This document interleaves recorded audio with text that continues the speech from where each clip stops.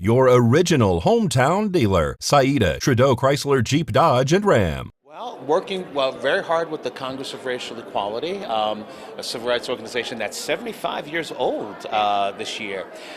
We had a terrible tragedy. I personally had a tragedy, and I'd say the country had a tragedy in that my father, Roy Innis, a longtime chairman of the Congress of Racial Equality, earlier this year passed on and went to heaven and is no longer with us. Thank you.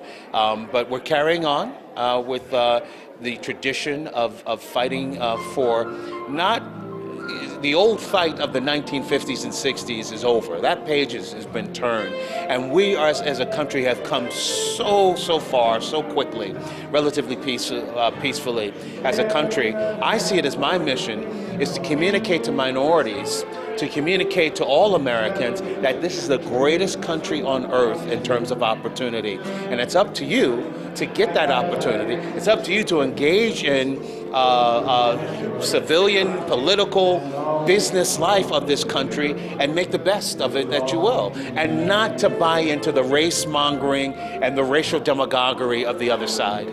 You're in a unique position, being such an activist, of course, in the minority community, but also a Republican here, to put a little bit of word of what your guys' feelings are, what's going on in the minority community. Well, look.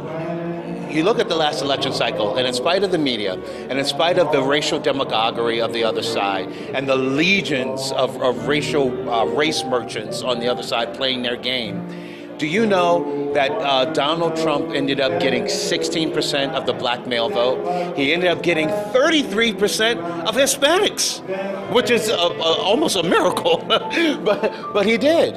And what it says is that we have this unique time in our country where these folk and their friends and family members, some of whom did not vote, some of whom voted for another party, didn't vote Democrat or Republican.